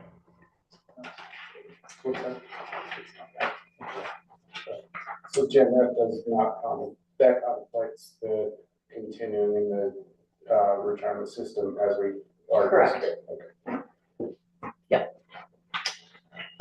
Economic Development Department, we don't have anything in there, currently since ACVB has dissolved, but this could be a department that we could use for placemaking and things like that in the future, should the town choose. Post office budget is essentially very close to being the same, nothing to highlight there. Fire protection, this is again kind of a holdover, but there could be future expenses, so I haven't completely inactivated that for the time being. The building inspection, I budgeted that exactly the same. I have no reason to believe that needs to change. C roads, this is the C road funds. Before we leave building inspection. Yep. There's this business about hiring your own inspector. And Shelley talked a little bit about that at the legislative update, and essentially the bill got watered down pretty significantly by the end of it. So this was Bicker's like 3rd attempt at trying to push this particular piece of legislation out. Essentially what he's hearing from, home builders is that, the city doesn't show up every 3 days.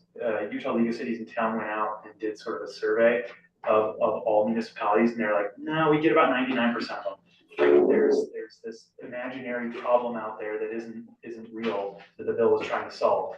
So that weighed against the home builders, and essentially what they came up with was a compromise bill that said, okay, if it goes past a certain amount of time, we're going to allow you to hire your own person. They come out of pool from DCR, from the Division of Facilities, Construction and Maintenance of the state, and then you can use that person. So the likelihood that will actually happen, I would say, is incredibly low.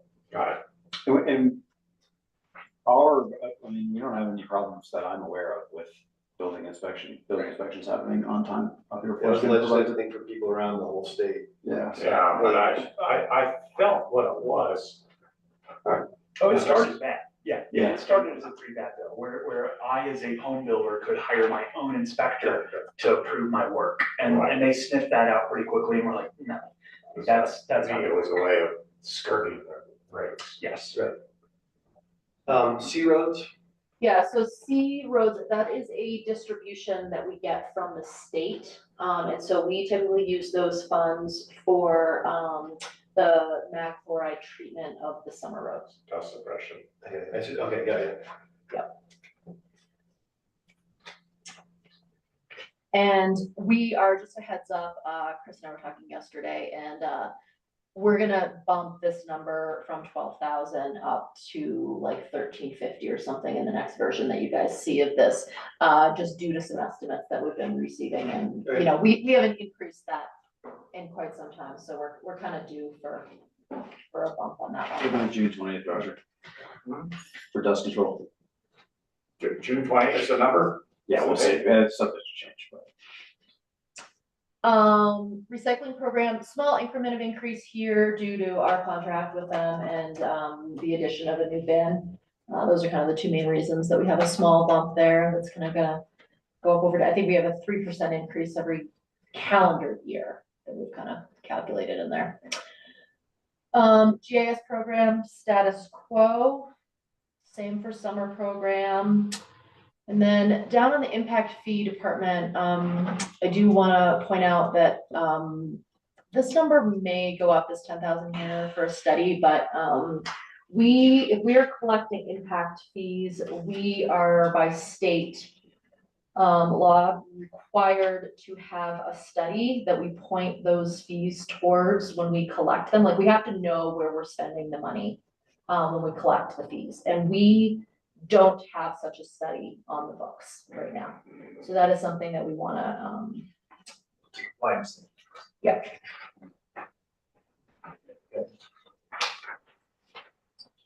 Library is the same as is community development, and then, we've talked a little bit about this 157,000 so far in the, being transferred to the capital projects fund. And then we have our nice little zero down here, revenues equaling expenses. Gotta make sure that works. I do wanna point out, 157,000 is 5% of our general fund, revenue expenses. That's not a lot. This is the capital projects, fund budget, so this is just the annual budget. I know we have that separate document that we approve that's got the 10-year horizon, but for purposes of annual budgets and what we are tracking here, we have to have a budget for this. So I don't have descriptions of all the projects that are included in this. I think that'll be better to review when we actually open up that specific document. So I think we can kind of skip over this for now and get into the details later. And then so this is the water fund, which is its own fund. Highlights here are, you know, projecting the $330,000 in revenue, for just general sales, and that's what the rates are built off of. I don't think there's anything else on this side. This is the expenditures for the water fund. Which we'll also get into with our detailed sheet. Yes, and so right now I just have the 60,000 in here for meters. That one I do have a little note on the side, and I have 100,000 in here for infrastructure replacement. So that's all of those saving for those bigger projects. Sewer fund, $230,000 in revenue we're projecting that we need to run the system. And the big thing in here that I think we really wanna talk about, you know, I've tried to keep what did I say, the sewer, off the top of my head, I'm trying to remember the rate increase, but I only have $7,000 in infrastructure replacement in the sewer department. And I feel like that's kind of low, but I felt like the percentage increase, the rate increase was on the higher side, and so that's why I don't have that number any more than it is. Well, if we do this, this is sewer and master, sewer and I water. might get some information for Yes. next year and stuff, so, Right. But this number should probably be a little bigger than it is. 7,000. Yeah. I feel like at least 10,000 is a feel good number, but And disposal increase, to 175.5, that 30%. yeah, those things are, And that just comes to us, we just have to absorb it, right? yep. Okay, got it. Okay, I'm going to stop share on that for a minute. And then we're gonna go here.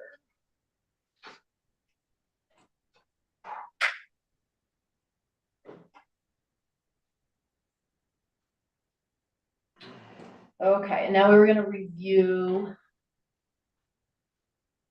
the capital projects. So this is the meat of kind of what you wanted to talk about in a few things, Dan.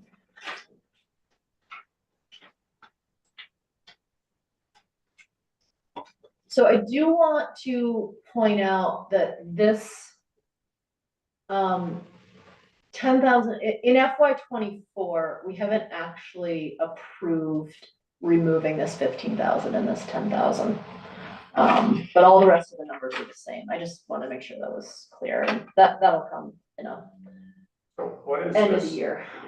Alpha Central Dispatch Console upgrade? It is a $15,000 question. Or like more. We've got a computer that operates, our radio system. It interfaces with a large tower in the office behind it, with a lot of radios, installed in it. There's a software package that lets the operator of that computer terminal select channels, control volumes, prioritize dispatch operations. The system that we are using has not been product supported by Motorola for decades. We have been real proactive about that. We've built some replacement consoles. We're down to our last couple of boxes. VEC is transitioning to a new system and may have a bunch more boxes that we can get for pennies on the dollar, which would extend the shelf life of, our operation. Or we may find that we are in need of something that is more modernized. That's why it's pushed out to 26. Yeah. Yeah, sounds good. And we don't want to pull the trigger on anything while we watch VEC's conversion over to their new system to see if it's something that we can integrate with or not. Cool. And I think we don't know when that we're gonna be required to make that investment, right? No, we don't. I think If or when. the smart money is for the town to be prepared to make an investment, but fully understand VEC's transition so we can make good decisions. Right. Well, the big number on this page is the 3 million. And, can anything actually be built here for $3 million? Doesn't seem super likely. Craig recommended to us, I think over the weekend, that we come up with a better way of, roughly estimating the cost of these projects by finding some comparable dollar per square foot value for construction in Little Cotton Canyon. And then, estimating the square footage of the buildings we might replace. Maybe make them a little bigger. Why not? Because 3 million has never been a particularly well-informed number. And we do need, Half. it might be, yeah. Well, we had an estimate from, a licensed architect based on a schematic design for a facility on this site right here that showed it was between 5 and 6 million. I think it struck a lot of us as maybe a little shy of what a building of that magnitude and sophistication would cost, but anyways, we do need numbers. Yeah, Oh, yeah, we need start- numbers. I think, I agree. I think the spirit here is how to develop, we don't have to solve it here today, but I think developing that with some informed expertise. I mean, when you talk to Doug Greer, who's been building up here for a long time, just to build those houses, it's 750 square foot. Yeah. right? It's an eye-watering number. Yeah. And it takes, a year longer than you think it's going to. So you plan Yeah. for 2 years, it's gonna be 3.5. And I think, and it's anecdotal, but, it's non-scientific. But I think it's pretty well informed, and I think we could draw on some of that without having to spend any money. Yeah. That guy's building houses up, he's building 2 houses right now, he's building more. Yeah. I think we can draw on that, and I think we can develop that in conjunction with what you get from an architect. $7.5 million for 10,000 square foot building on this site. Exactly, Kind and that sounds about right. of long term, yeah. Should I change that number? in the I would. future? And I think because, right, we all agree, we're fooling ourselves with that number, and Yeah. I think 7.5 is a good number to throw in there. And maybe that becomes a 2028 kind of. I guess the thing I'll say about that is that it's easy to have a number that's total fantasy without a narrative, but as soon as we have a number that's based on some kind of rationale, we need to have a narrative. Doesn't sound like a very hard narrative. And Doug's numbers are probably really good because this would be commercial construction, but that's high-end residential construction. So maybe some of the, mechanical and other systems would be equivalent. So, yeah, I mean, I haven't thought to call Doug Greer, but he is certainly a subject matter expert. Right, it's a good source, and I agree with you, I think it comes back to, well, what do we wanna build? We have to start there. What do we need? Yeah, What do we need by buildings? And maybe there's 3 of them. And then you say, which one is the one we need to build first, and that's the one that goes in there, and we build that out by architect and some projection. And that is part of the facilities master plan that you're putting an RFP out also, within the next month. yeah. So to be able to get us those kind of numbers to say, what are the programming needs of the town going into the future? How big of a building do you have? The existing space is going to be, appropriate. I think, there's a lot of questions into which building to build first and how to do it. And we want to be able to have that professional guidance to kind of, put a roadmap. Facilitated My only process. fear, I fear subordinating to expertise on that, because in the long way, I feel it's our responsibility to a large extent, not Yeah, matter, but what does the town need? That's a great Harry Nilsson song, and this is the town and these are the people, so you start there and. I mean, we won't hire consultants to tell us which one to build. We'll hire consultants to give us technical input on what it takes, facilitate the To build this process, kind of figure out building. what they're gonna be, and then help us make a decision. Okay, So it'll be I'm ours. not 100%. fighting it, I just think, So, I mean, I think that's a good segue into the next two. Can I just point something out real Yes, quick? I think that's important, that is different on this, is this says replace a building. This used to say community center. yeah, which is. And I just which wanna is a know- change, Right, and I think it's a good change. So, I just wanted to know. Let's go right out of that case, that's just right, we can create a narrative and create a more realistic number for replace a building. The next two largest items on this list are, Chris, before you get off of that, let me just repeat some of the stuff. I'm not sure if Dan even was on that memo I sent out. If not, I'll make sure that I've heard. But to be precise, I was actually suggesting splitting our budgeting process from a little bit longer term financial planning process and having different methodologies for the two. The budgeting process by its nature needs to be bottom up, project by project. The financial planning process really should be top down. It has a lot more variance in it, but it provides the context, I think, for higher level discussions like, are we going to have to raise taxes in the next few years? What's the likelihood of that? It raises, it will raise discussions like, do we want to think about having a bond issuance at some point? And all 3 of those topics you brought up are not budget committee topics, they are for larger. more town council topics. Yeah, because it's a leadership, this is a subordinated group, we're subordinate to the town council and everything we're doing. So I don't have any experience with this stuff. Again, I'm not suggesting we make decisions on any of those. All I was doing was suggesting a change in the way that we calculate some of the numbers and the way that we actually present the information to the town council. good to me.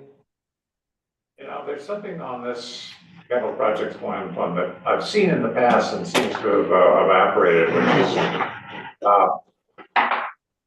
upgrading, replacing, redoing our website. No, That's It's up in there, the upper, First line. yeah, is it? Yeah. yes, and I Oh, that's all right, actually, there it is. that is up there, and I think I wanted to try and figure out how to just support that out of the general fund. Because I thought I saw it in the general fund. Yes, I wonder if I did that and then didn't So it might tweak be it. double tapped. Yeah. Um.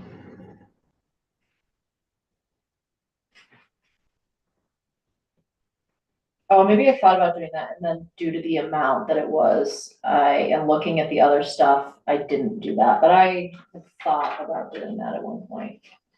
Well, we're gonna do that in FY 25. It starts in 3 months. Yep. How are we gonna get that rolling?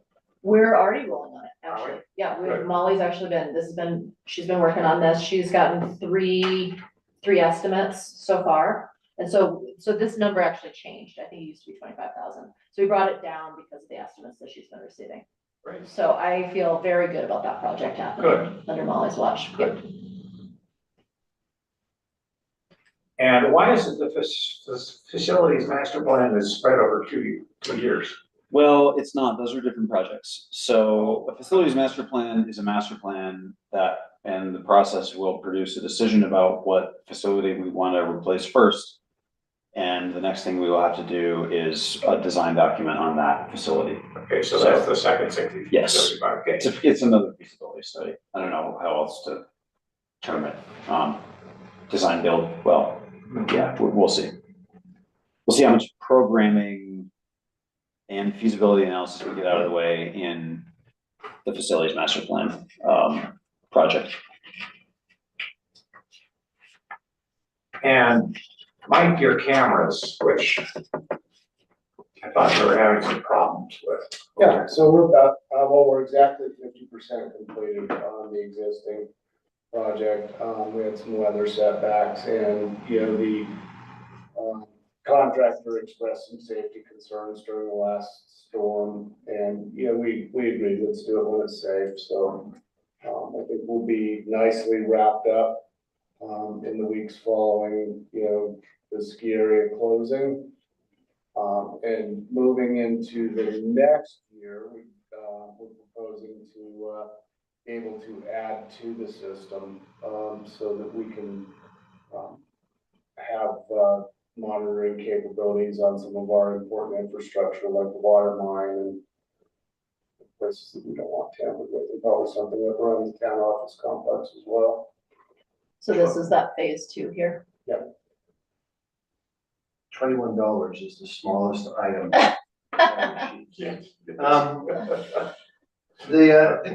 We're gonna take the town park playground improvements out of there, that $5,000, because we just realized it was not enough money, we're pushing that down the road here. It's, yeah, it's on. Well, it it's- wasn't 24. It was in 24, we pushed it into Oh, 25. okay, right, that's sorry, never mind.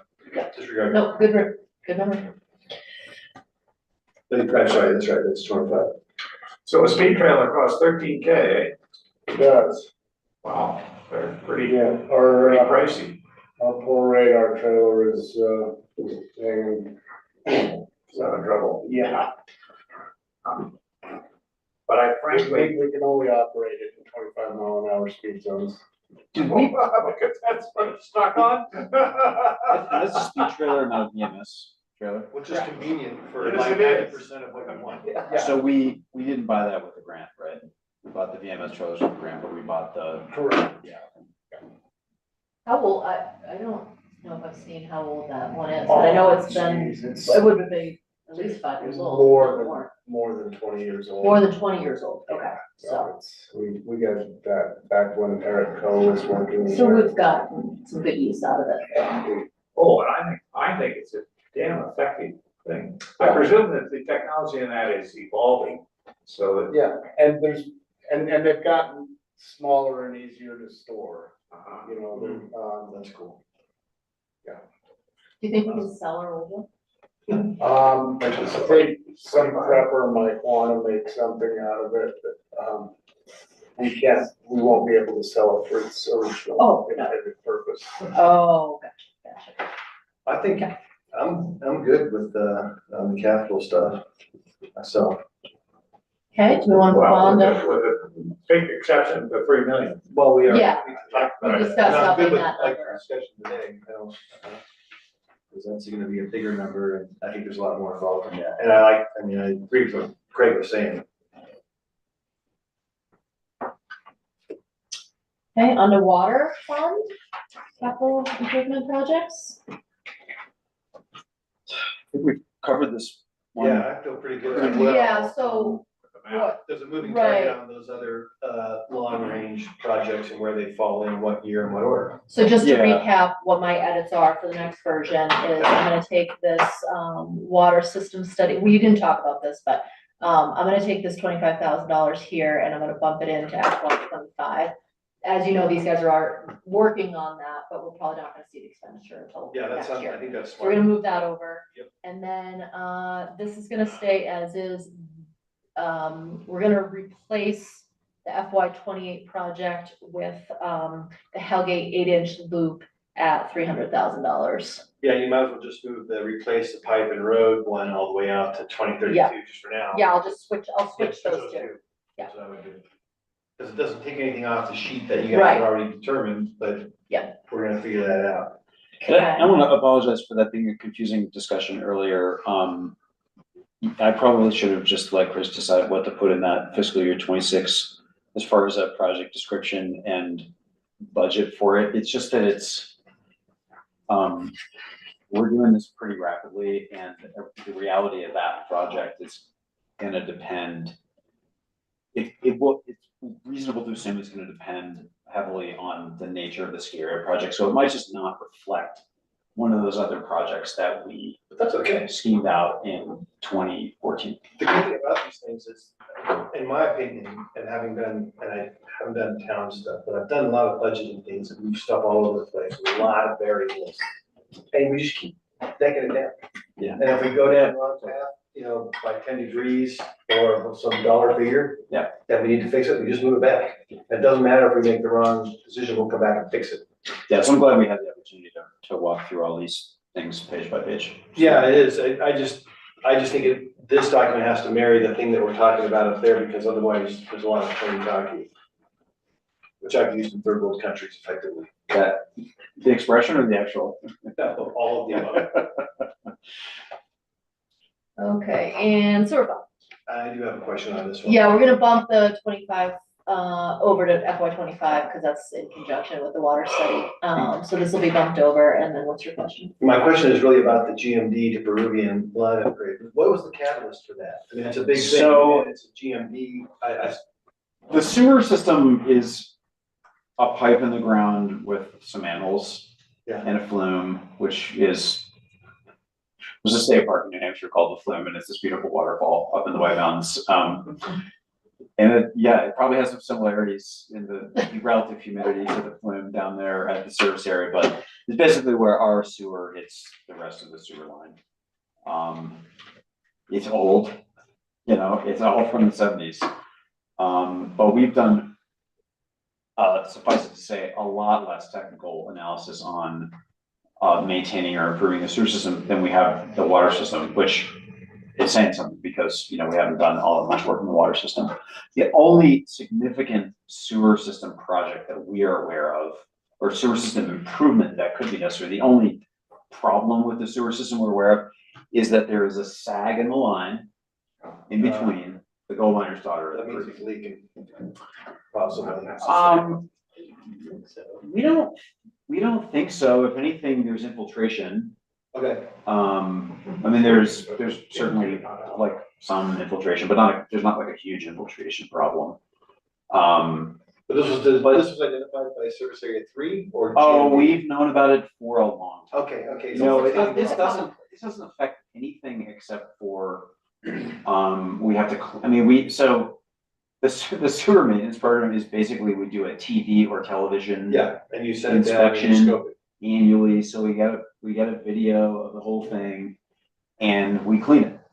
And the Cogman Improvement District cleans it for us. And every year it takes more cleaning, particularly between the gold miners and the Peruvian. But it does take more work to clean it. And I don't know if it's reasonable to assume that there's gonna be a failure associated with that at some point, but it is a problem. I mean, perhaps it's a place where there'd be more likely to be a clog. That's the only improvement that we think we might need to make. Now, getting some civil engineers up here to study the sewer system might yield another perspective on that. I mean, it is a 50-year-old pipe, roughly. But it's going from GMD to where there's more reliable infrastructure that connects out of Peruvian. Yeah. It drains from Peruvian down, we feel is solid. This is really a probable replacement for a probable problem. Yeah, and there are a variety of different ways that we could do a project to replace it. I mean, it's really deep right there. It basically goes from the level of the parking lot over to the Peruvian Lodge parking lot, and it goes underneath, like the driveway out of Wildcat is up here, and it goes into the slope right here. So it's like 20-25 feet down in places. So it may be infeasible or undesirable to dig it all the way out, in which case we might like bump it out to the south towards the parking lot or something like that. So there are a number of different ways to think about that project, and I think, you know, we won't know any more about what it would cost or what the project would look like until we get that engineering. And that's already on our schedule, the engineering of that. So it should. I mean, get because, you taken know, care of in additional the master plan. cleaning, it's a lot of additional cleaning to equal 500 grand. No, but that's ballpark. Yeah, So I'm aware of that, but it's like, still, it's like, is that good for 30 more years? Yeah, and this is, I'm a I sewer mean, driven dude too, like, I don't wanna leave that, because I don't want a catastrophic problem. yeah, Okay, I'm tracking, that sounds good, thanks. yeah, you're welcome. So placeholder for now. Yeah, Oh, right, yeah. that sounds good. Very much so. But I think when we're having these conversations next year, it's no longer a placeholder. Yeah, if either runner is off, and it's probably Right. got fewer. It's either a real item or we throw it out to 28, 29, 30 things. Yeah. Okay. Cool. Can you go back to the beginning, Jen? Did you say you're saying that the 25,000 in the fiscal 24 budget is being moved to fiscal 25? Yeah, this number here with the study will actually be paid out in FY 25, so we'll move this over. Okay, so we're not going to spend that in our fiscal 24. Correct. Okay. Yeah. That was it on those slides. Do you want me to go back, Chris, to that slide at the end of the presentation? Those questions, and we can talk about next steps and what we. Sure, yeah. And this is another slide that's kind of regurgitated, but I just want to highlight for everybody that these are questions to answer, things to think about as we develop this budget. So, you know, we haven't talked anymore about raising revenue. I guess we acknowledge that it's been proposed in the past that we should assume truth in taxation every other year. There was a little bit of conversation about it in the council meeting. You know, we seem to have enough revenue given conservative sales tax projections and our current property tax budget to implement some nice wage increases that I feel really good about getting our employees into ranges so that we're paying competitively and compensating appropriately with how folks are compensated in the market. The question is, should we be deliberately saving some amount or another more money than we would be, you know, on the revenue projection plan that we've established in this draft budget? And you know, I have to point out, we don't talk about it. We don't always talk about it when we're budgeting, but you know, we've not always budgeted to make a significant capital transfer to the capital project fund from the general fund. A lot of the time when money gets into the capital project fund, it's because we collect more sales tax revenue than we receive. That's happened really every year for 7 or 8 years. Because it's taxed by the state of the county, they take off their share. Well, no, because we project sales tax revenue conservatively. Oh, gotcha. And we are projecting it, we're less conservative than we used to be, Yeah. but we're still conservative. Well, we Based on projected revenue, education and experience. yeah, based on what we've collected in the past, more or less. I mean, you could also observe that like our sales tax rate is pretty high. So, I mean, if the rate was lower, we would not collect as much, regardless of how much we project. But you know, that is something that gives me a little bit of comfort when we think about how much money we are saving towards future projects. I mean, is it going to get us to $7.5 million in 3 years? No, it's definitely not. But neither is any sort of like palatable property tax increase this year or next year. So Yeah, but those are secondary or tertiary considerations. The driving factor is, do we need a building and do we need it by 2027? Because that's what we currently have on paper. So we plan backward from there. right, And if we have to, then we start driving that. So to the question, which is to raise revenue or to not, yeah, we have to decide, we have to make these other decisions first. right, It's not, do we raise or not? It's, yeah, do we do these things? That tells us if we have to raise or not. yeah. In my opinion. Putting the cart first. Yeah, because we don't know if we have to do it. It's a question of, do we really have to build a building in 27, and which building is it? And then that, because which Yeah. building is it becomes the price. Because if it's a different building, it might be more, Right, different building might be less. And that might even shape our decision. Yeah. Because if we got a building we think we need, and we can build it that year, it's like $4 million, it's a 6,000 square foot building or something, then, okay, maybe we do that. And that becomes a judgment call by all these experts and then the people on this side of it.